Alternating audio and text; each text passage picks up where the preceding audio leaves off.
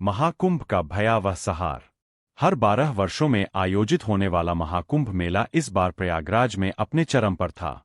गंगा, यमुना और अदृश्य सरस्वती के संगम पर करोड़ों श्रद्धालु पुण्य की आस में डुबकी लगा रहे थे। संतों के अखाड़े, साधुओं की तपस्या और भक्तों की भीड़ से पूरा शहर आस्था के रंग में रंगा हुआ था। लेकिन इस बार कुछ अलग था।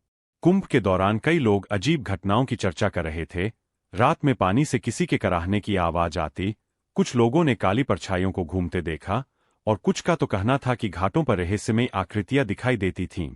पहले तो इसे महज अफवाह समझा गया, लेकिन फिर एक के बाद एक श्रद्धालु लापता होने लगे।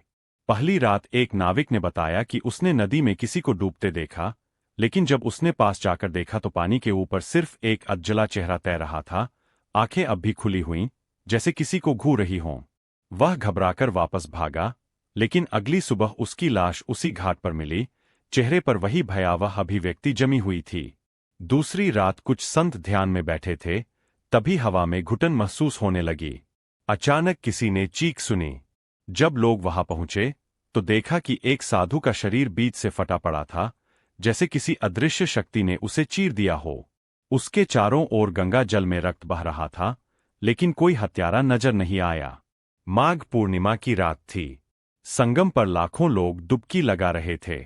तभी अचानक गंगा की लहरें उग्र होने लगीं, जैसे किसी ने उन्हें उबाल दिया हो। लोग डरकर बाहर भागने लगे, लेकिन जिनका पैर पानी में था वे वहीं जम गए। उनके शरीर काले पड़ने लगे, जैसे किसी ने उनकी आत्मा चूस ली हो। देखते ही देखते सैकड़ों लोग जल समाधि ले चुके थे और उनका कोई पता नहीं चला। कुंभ का आखिरी दिन आया, लेकिन जो बच गए थे वे इस दिन का इंतजार नहीं कर रहे थे। वे बस भागना चाहते थे। रात होते ही पूरा संगम क्षेत्र सुनसान हो गया, लेकिन गंगा किनारे किसी ने देखा कि जहां कल तक श्रद्धालु थे, अब वहां सैकड़ों आकृतियां खड़ी थीं, सफेद, धुंधली और बिना चेहरों की। वे धीरे धीरे आगे बढ़ रही थीं, जैसे किसी खोए हुए संसार से आई हों। सुबह जब लोग घाट पर पहुंचे तो उन्होंने पाया कि बीती रात वहां रहने वाले सारे संत और साधु गायब हो चुके थे। कहीं कोई शव नहीं था, बस गंगा का जल रक्तवर्ण था और घाटों पर लिखा था, यह महाकुंभ हमारा था, अगली बार फिर मिलेंगे। सुबह का सूरज उगा, लेकिन संगम तट पर सन्नाटा पसरा था। श्रद्धालुओं और संतों की भीड़ जो कल तक घाटों पर उमड़ रही थी, अब नदारद थी। जो लोग बच गए थे वे बदहवास से इधर-उधर भाग रहे थे। प्रशासन ने मृतकों की संख्या जानने की कोशिश की, लेकिन किसी के शव नहीं मिले। बस गंगा का जल गहरा लाल हो चुका था, जैसे उसमें हजारों लोगों का रक्त घुल गया हो। एक बूढ़े तपस्वी, जो इस विनाश से किसी तरह बच गए थे, ने कांपते हुए कहा, यह महाकुंभ साधारण नहीं था। यहां जो भी आया उसे बुलाया गया था, एक पुराना ऋण चुकाने के लिए। लोगों ने पूछा, कौन बुला रहा था, किसका ऋण?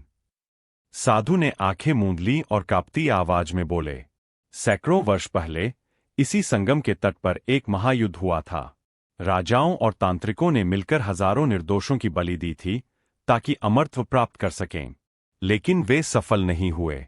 उनकी आत्माएं इसी भूमि पर अटकी रह गईं।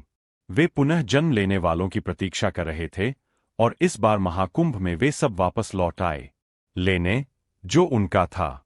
लोगों को अब भी यकीन नहीं हो रहा था, लेकिन फिर कुछ ने बताया कि उन्होंने रात में किसी को गंगा किनारे जलती हुई आग के चारों ओर बैठे देखा था, संतों के जैसे वस्त्र पहने हुए, लेकिन उनके चेहरे कंकालों में बदल रहे थे। शहर के राजा बाबा आनंदगिरी, जो कुंभ की व्यवस्था देख रहे थे, उन्होंने इस भयानक घटना को रोकने के लिए तपस्या शुरू की। उन्होंने कहा, अगर इन आत्माओं को मोक्ष नहीं दिया गया तो अगली बार कुंभ में आने वाले सभी नष्ट हो जाएंगे। अगली रात उन्होंने अकेले संगम में प्रवेश किया और गंगा माता से प्रार्थना की। अचानक आसमान में बिजली चमकी, जल में भंवर उठने लगे और घाटों से भूतों की धुंधली आकृतियां निकलकर बाबा की ओर बढ़ने लगीं। लेकिन बाबा स्थिर खड़े रहे। उन्होंने अपनी माला तोड़ी और पूरे संगम क्षेत्र में जप किया, ह्रीं क्ली चामुंडाय विच्चे। भयानक चीखों से पूरा क्षेत्र गूंज उठा। प्रेतों की आकृतियां गंगा की धारा में समाने लगीं। लेकिन अंत में बाबा आनंदगिरी भी वहीं गिर पड़े। उनका शरीर धीरे धीरे राख में बदल गया और गंगा की लहरों में विलीन हो गया। सुबह होते ही गंगा फिर से शांत थी। न तो खून का कोई निशान था, न ही कोई शव। प्रशासन ने इस घटना को अज्ञात दुर्घटना बता दिया, लेकिन जो भी वहां था जानता था कि यह सिर्फ एक अंत नहीं था, यह बस एक इंतजार था, क्योंकि घाट पर एक आखिरी संदेश अब भी लिखा था, अगले कुंभ में फिर मिलेंगे।